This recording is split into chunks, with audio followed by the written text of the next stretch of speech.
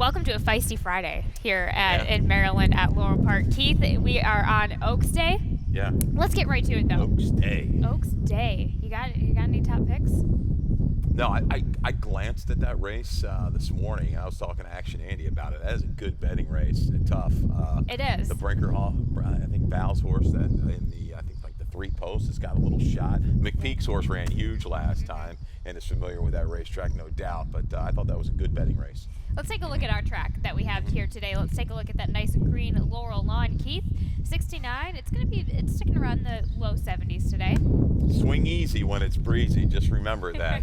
That's your golf tip of the day. But I'm telling you. But when you're at the windows, go at it. Go hard. So beautiful day. We've got the breeze. I think we're gonna maybe have some precip here in the next couple of days. I hope not. But the lawn is looking good. The track is fast. Been playing fair, and we've got an interesting card today. 10 races on tap. Again, I think there could be a couple nuggets there worth a big price, and so stay tied on and get involved. On a card like today, I always expect you to come up with some prices for us. Let's get into that. Let's talk about that first race in a claiming 12.5, going 5.5 on the dirt for the 3-year-olds and up. Scratching the 1 Excellent Men, scratching the 4 Box and Ben. Keith, you have the number 5. Open the books on top. Yes. Georgie Hernandez with the blinkers off for Daniel McKenzie. I'm taking a little shot here, a little flyer in the opener. The son of Uncle Lino, first time for the barn, off time. The other McKenzie, scratch box and Beno, gave a great shot to. This horse has shown good speed in his prior races, even keys up against Captain Quint. Blinkers coming off, works are forward. A barn like this, which I respect at a good price, I'll take a little shot on to get you started. Dancer Green, I think the obvious horse to beat with this scratch of Excellent Man. Jerry Robb on a tear right now, about 28% over the last 30 days. Everything that this barn is running seems to be running good. I think 10 of the last 12 runners, Callie, have been on the board. This one, a little bit of a hiccup last time, but this drop is aggressive enough to sit a good stalking trip and make a move in. 5, 3, 6, 7, Haps Victory. This horse with the blinkers on, I think Dan Illman likes this one as well. On that negative inside, I know we're going back to February, but had that note, has serious speed and could take this field a long way. 5, 3, 6, 7 for Keith Fusel there in race number 1. Let's go right away to your early pick. 5, Keith? Yeah. First leg, 4 deep. Yep. 2, 3, 6, and 10. Pino's little girl, interesting to see this one here. First time Kieran back on the turf. 3 deep, 2, 6, and 7 in race number 3. Fourth race, we get a little shot horse with Sweet Heidelberg. I also think the 6, My Sister Nancy, will be tough. Key scratch out of the 4th with the 1, Happy Union. Wrap it up 2 deep there in race number 5 with the 2 and the 6. Another little price shot for Jason Smith. Sipping time. People will be doing a little bit of sipping down in Louisville, I know, the next couple of days. 24 bucks. There we have it. Yes, $24 for Keith's ticket. Starts in this claiming 20,000 onto the turf, going 5.5 for the girls. Scratching the 11 Chublin. You and I both go with no for Jane Sibeli, Michael Sanchez. Let's take a look at that last win on the turf back on the 19th of November. Yeah, finished up that turf season here at Laurel with a good run. 2 paths, shifted out about 4 wide. A good steady progression here. You're going to pick this one up to get it done. The Gray Filly. Barn has, come back here, and the horses seem to be running well. This looks like, to me, Kelly, I don't know what you say, maybe the most dependable closer in the field. And you look, she's back in a straight 3 in life, and she's faced like New Rome off the break at Gulfstream, an excuse.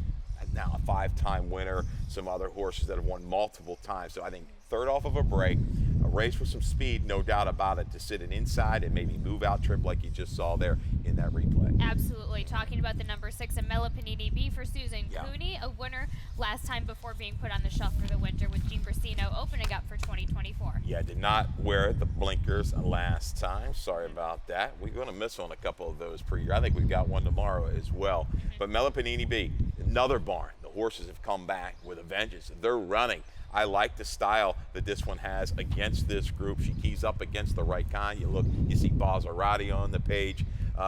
Plenty of speed. Francis Palmer, I think, is going to be a dead go further out there on the turf course. So look for this one to drop in with Persino to work a good trip as well. I think the all or nothing type when you look at this race, Callie, is Pino's Little Girl. Has has a glaring number over that Kentucky Downs surface. Okay, 78. Lack of Lasix in that race, a maiden special weight for the straight 3-year-olds, and then just thrown to the wolves next time out at Keeneland. Hasn't seen the turf since. On Lasix today, back on Lasix today, first time Lasix turf. Yeah, hard one to gauge. I think she's going to be forward. I don't think she necessarily needs to lead for a barn you've got to just kind of use in there and trust. That's the McGee barn. And you wrap things up with the number 10 on the outside. In Girls House, for Mikey Jones Jr., Yomar Ortiz. Mikey Jones Jr. had a pretty good price last weekend as a winner. It's a sneaky little horse here coming back to the turf, 2 for 4 at the distance. Another one, belated run on the main track. I think a more substantial run today. 4-6-3-10 for Keith Fustel there in race number 2. Race number 3 is a maiden claiming 12.5, going 3/4 of a mile on the dirt for the straight 3-year-old fillies. You and I both land on the number 2, the Claudio Gonzalez's flag song Flying with Tori Alba in the saddle. Interesting. I didn't know if I thought we might. What about 7-2 morning line? I have the older PPs, the originals, but I think you'll get an okay price. I think this one, off the drop last time, was caught inside quite a ways on the 29th of March. Negative inside that. They picked it back up late. Would have liked to see Easter Sunday Girl run a little bit better next time out. She failed as the favorite. But this one, moving back in the right direction and everything. Tori Alba, if you're newer to this, watching us and paying attention to this circuit, that's a rider that is a must-use almost every race. This apprentice rider has some talent. Flag song Flying to get position. I think the rail horse will go just a thing. Maybe this one tucks up inside, stalks and pounces. You also talk about the number 7, Mia's Angel. You brought up a nice little Jamie Ness stat. Yeah, well, lots of the stats are positive. This was going to work for 2 of his runners. The other one scratched a little bit later today in the split of this race. But look at this move. 39% with maiden claimers going route to sprint. That's deadly. This is a horse in debut that was trying to make a little run, leaving the far turn. There was a scene that was there. It closed up a check. Then last time out, battling on the lead over a sloppy track, turning back in distance, the drop. It's the aggressive move. This barn does it, and they went off and doing it. Talking about the number 6, a first-time starter. Never more valor for Chucky Lawrence. John Geraldo gets the call here. Comes out of a stakes-winning producing mare. Yes, and half to Fiat Esprit. Yes. I mean, how about that? So you're wondering 12.5. That stallion had a winner last night for Cousin Joan up at Charlestown. Got it done. But, interesting work, steady works. First time Lasix. I don't know what really to make, but I've seen Lawrence in the past pop in there at a good price with a debut runner in a maiden claiming event. So 2-7-6-1. I do think that one is going to just go ahead and send from the inside. Race number 4 is a McClaiming 5,000, going a 1-turn mile on the dirt here for the girls. 3 end up scratching the 1. Happy Union. You go with the number 5. Morning line 20-1. Sweet Heidelberg. Louis Batista gets the call. Just a little bit of a reach here. Yeah, I think Keen Contender on this drop's going to take a slew of play, but she only ran like a couple good races. And then the form's tailed off. I don't trust her. She'll beat me probably at 3-5, but I go elsewhere. Sweet Heidelberg bucked the bias on January the 7th. Outside every step of the way, sustained a little hint coming back last time. Back out, sprint to route. It's worked before. Why not again at a good number? Sweet Heidelberg. This stalk and my sister Nancy. I think she is the horse to beat. The race is going to go through her. She can rate. She can handle this 1-turn mile. She's done it in the past. 5-6-6-5 for me. I'm going to, Ferry will probably jump up and get me here with this favorite. We're both trying to play you with a little bit of value there. Keith Fustel 5-6-2-4 there in race number 4. Race number 5 is another claiming 5,000, going a mile on the dirt just for the 3-year-olds and up. Those starts at that jackpot super high at 5, of course. And also wanted to touch on the number, since we're on race number 5, let's talk about that Rainbow Pick 6 and that maiden claiming 12.5. Let's take a look at my ticket very quickly. 2 singles on this ticket just because I tried to snag when I could, but races 7, 8, a little bit of 9, very, very competitive fields. $19.20. As I mentioned, we have that carryover coming in over 12 grand. Maiden claiming 12.5, 3/4 of a mile on the dirt for the straight 3-year-old fillies. Scratch in the 8 by the numbers. Keith, you go with the number 6 on top. Skipping time. This is in the barn of Jason Smith. Tori Alba gets the call here. Yeah, this one is, I think, kin to, let's see, Port Swing, right, in the next race coming up here at Laurel Park today. But Sipping Time, much improved off the break.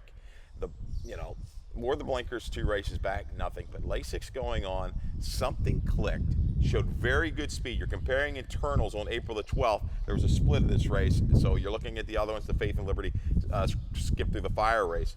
22.246 flat. This horse was rolling, chasing a very fast horse. Cappadocia ran off the screen that day. Look at this short comment I give it, grudgingly. I know it was beaten 10. That's why we go watch the videos. This horse was giving effort every step of the way. Port Swing has handled a little bit longer distance, can handle a route of ground actually. But sipping time, maybe to get to the front. I like how Torrealba stays here. No, absolutely. You also go with the number 2 that I have on top. And Confluence Lassie, Tim Keith, Tias Live Pustina. I got to this horse by default, but maybe potentially suffering from a little bit of just second-itis here. Yeah, no doubt. But I mean, I think she's a bit of a stayer against this group. She's got enough positional speed to not get in too much trouble. Say leaving the 3.5 bowl to the quarter. I think this horse is okay today. It doesn't have that big punch, but nobody in here really does. Exactly. You kind of have to just take some stabbers with it. You wrap up with the 7 and the 1. Faith and Liberty, second-time starter for Damon Deal-DeVico, and Any Fool's Gold on the rail for Donovan Houghton. Yeah, Faith and Liberty, big field last time out, bumped around, a lot to ask for a first-time starter. Damon's been very capable year in and year out with second-time starters. I'll toss her in, no doubt. The 1, Any Fool's Gold, first time here in the barn for Donovan Houghton. They got a gate work into this one, April 26th. Awkward break, poor break the last 2. Maybe things are going in the right direction. This horse made a pretty bold move 2 races back just to kind of flatten out the last 1/8 of a mile. If things kind of go good out of the gate, who knows what kind of improvement we'll see out of Any Fool's Gold. 6-2-7-1 for Keith Fusel there in race number 5. Now we go. We will be right back to talk about that Jackpot Super High 5 race after this commercial break. I know whips and chains, you can't tie me down. I'm vanilla, baby. I'm choky, but I ain't no killer, baby. She 28, telling me I'm still a baby. I get love in Detroit like Skilla, baby. And the thing about your boy is I don't like no whips and chains, and you can't tie me down. But you can whip your Young Jackaka.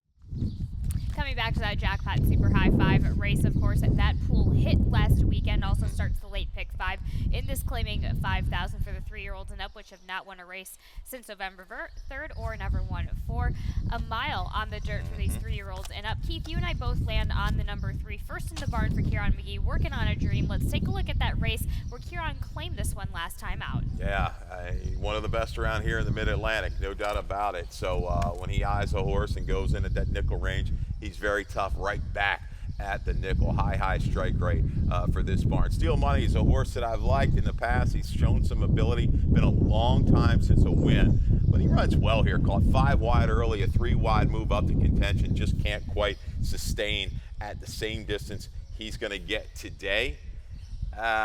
He'll be up forward. He could be very close to the lead. I don't know if he wants to get involved with Krug.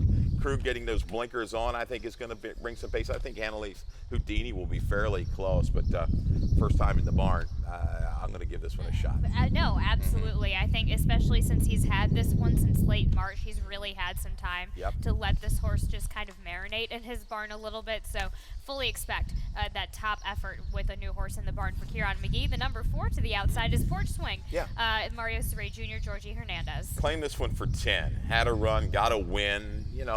You're thinking 5, precipitous drop. Yeah, but, hey, give it the shot to get it back. They've got that win under its belt. I thought the wide trip against lone, slow fractions, last time out, no, not so good. Coming back here, this horse will make a run from off the pace. And why not? The number 9 on the outside, potentially a little bit of a, well, no, not a price. Analyze Houdini. Hugh McMahon, Torrealba, coming back over from that Laurel effort, going 2 turns at the starter optional. I think we'll be favored in here, if not right there with Kieran's horse when it's all said and done. But again, the drop, a little bit disconcerting. This horse likes, the mile distance. It works for this one. Again, look at the internals last time. Out of a little bit quicker flow, it stayed around against better. forward a long way in here with this rider. Let's talk about race number 7, a maiden claiming 45, going a mile and an eighth on the turf for the girls 3 to 5. Scratch in the 7, Mischief Motion. You and I both have the number 5 on top. In Dark Pool, this is a starter for Carrie Bryan. With the blinkers on, we've got that stat specifically on Carrie Bryan. Yeah, smaller sample, but hey, she hasn't run a slew of horses last year in Maryland, though. 2 for 8 the turf, the synthetic surface to the turf. We're going to get that today off a little bit of a break. We saw her strike with Big Star the other day, got to the lead, nursed along. I think this one will be close. And look at the runners. When you go back to those turf races, the last time, November of 23, that top finisher has come back to win a couple in a row, including a stake down at the fairgrounds. A War Princess, that horse came back to break its maiden at Gulfstream. Keeping the right company here. Very dangerous. Dark Pool to get a good stalking position, coming off a good work leading into this. Let's also talk about the number 6, Queen of the Dance, who adversely will be coming a bit off the pace for Mike Stidham, Jamie Rodriguez.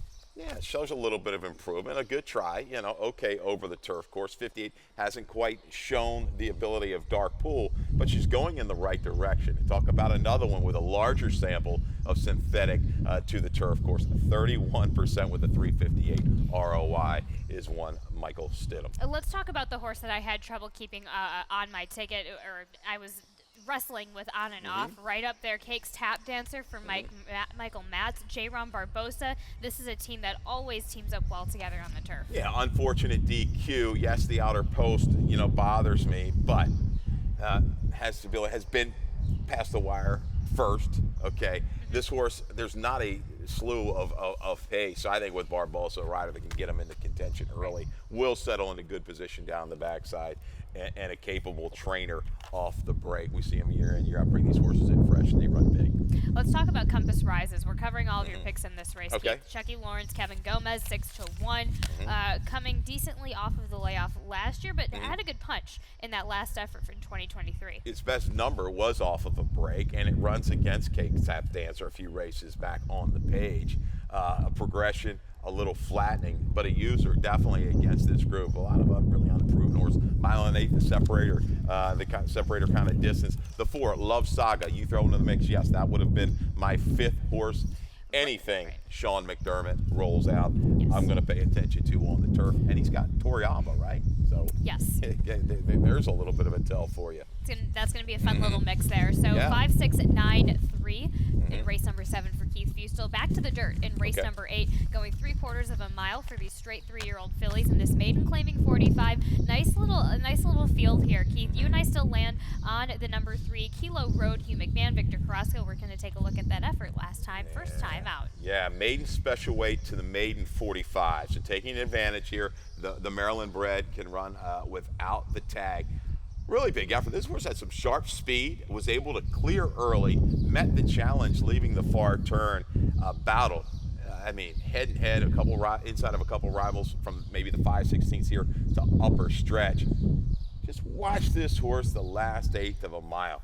She is showing no real let up. Only gives up maybe a length through this last 8. Good effort. So the experience is there. Now comes back with a couple longer works. Doesn't want this one to come up short, does Hugh McMahon. So Kilo Road, it doesn't necessarily, to me, just because she was on the lead in debut, she's going to need it again. I'll give her a little pass. She may be able to set shop just outside of a horse if they decide to go from the outside. Legend Delight on the outside at 10 to 1 is a little bit of value underneath for you, Keith, with Susan Cooney, Jean Brusino. Tried out decently out in that effort in late March. Well, the way Hateful came back to run big, that was the key for me. So a little bit of a bump up here. She held well. She was even down a little bit towards the inside on the 29th, negative inside, but stalked at okay pace, made that move, and was still giving effort to the inside of another rival that last 1/8 of a mile. I'm going to use Spirit of Truth, a firster. Yes, everything that Phil Capuano throws out there, first time out, pay attention. 33%. A little bit turfy on this bottom side when I dig into this pedigree. And hard spot on the top side. So I think she may even be better when transitioned over to the turf course. And the 5, Lady Limoncello, Why not? Lacey in the past, when the protect move is there with these first-time starters, albeit a maiden special weight or the waiver in this maiden 45, as we're going to get today, I think you have to pay attention there. She entered this horse twice and was a vet scratch both times. So this one has been, and we haven't in those vet scratches hasn't missed any works. Yeah. So either if it's a vet scratch, it'll be worked either 2 days before, or 2 days after. So just kind of sitting on this horse a little bit here. Very interesting there. Keith Fusel 3845 in race number 8. Okay. Back to the turf for the last turf race of the day in race number 9 in a starter optional 20,000 going 5.5 for the girls 3 and up. Scratching the coupled entry 1A, which is also an AE 6 o'clock Sarah. The number 7, True Blue Pearl, 8, 9, and 10. Yeah. Leaves the first half of the field there. Let's talk about your top selection. In the number 2, Our Strong Vows for Robbie Bales. Dennis Arujo gets the call. We're going to hope for a nice crafty ride from Dennis as per usual. Well, what just jumps out when you're in these starter condition races, I mean, you see Paper Mansion, you see Shasta Star, and going back to what the years they had last year, and this one being close, can run okay fresh and has run very big over this turf course. Doesn't maybe quite have the speed as a Sister Supreme, who kind of looks to be maybe on the engine, you know, a little bit unproven on the turf, but I think this one will get in range, top of the stretch, and go on by. Talking about the number 6 in your exacta, Princess Javantia, Liz Merriman, Horacio Caramanos is a very reliable filly in the 2023 season. Well, perfect at Laurel, right? 3 for 3. The only question mark is the sprint. The lone sprint try was okay, but she's run some big efforts. You know, has maybe a touch of recent, hasn't been seen since January, but Paper Mansion there again on the page. And let's wrap things up with our last race of the day in race number 10 in a maiden claiming 12.5, going a mile and 16th on the dirt for the 3, 4, and 5-year-old. Scratch in the 6, Bridge to Success. Keith, you have the number 8, Coronation Time. Yes, I was banking on you having this either in your win or in your exacta somewhere for Hammy Smith, Victor Carrasco. It's about time for this one to pop up for Hammy. Yeah, major excuse last time. You see the comment, unprepared, made that move after that. Just to flatten out, just a touch. I like the steady improvement. I'm not concerned about the outer post here. We're going a mile and a 16. Should be able to handle the 2 turns, be able to drop in, speed inside, return fire. Cavendish, I think, will be forward. We're going to have an honest flow, common prosperity, maybe to make the first run into those. I think this is a grinding style here for Coronation Time to maybe get it done for my man Lee Christian and Hammy Smith. 8-2, 1-5 for Keith Fusel there. Wraps things up here for our chat for today at the races. Let's discuss, though, a little bit deeper. Let's get a magnifying glass to that. Race number 5 is your value play at 12-1 in Sippin' Time for Jason Smith and Tori Alba. Smith might have a good day today. Sippin' Time came back off the break. First Lasix, very, very sharp fractions, and held well. Just behind, I think that was Brittany Russell's second choice. Cappadocia was favored in there. Set sail. I think might be able to clear off and just go all the way here. And a first-time starter for Kieran McGee is your best bet of the day with Working on a Dream for Carlos Lopez on. First off the claim, the Nichols, any level here with Kieran off the claim, and the way this barn has been going. This horse has had some ability, some good back numbers. Yes, it's been a while, but I think he'll sit the trip on or just off the pace.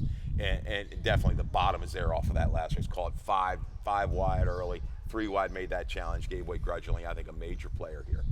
Let's also discuss, really just wanted to bring up kind of some old news, but OBS sales, Maryland entrance, the Maryland bred sales topper sold for $550,000 to Spendthrift, MKW Racing and Breeding LLC, bred of course by Bowman's and Higgins Stables. This is the second time this horse has been a Maryland bred sales topper.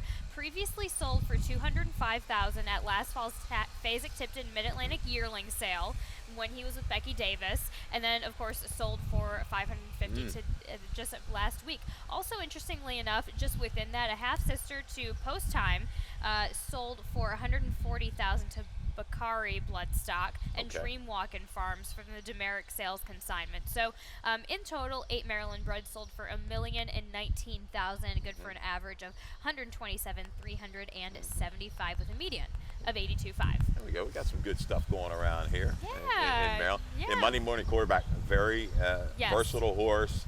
Who'd you say the stallion was? The stallion This one? was Nyquist. Oh, okay. There Yes. you go. Gonna be able to do anything probably. Wow. Keep an eye out for that one down the road. There we go. We Yep. are going to head over to Dave Rodman upstairs for some more changes and scratches. Thanks, guys. All right. Good luck, everybody.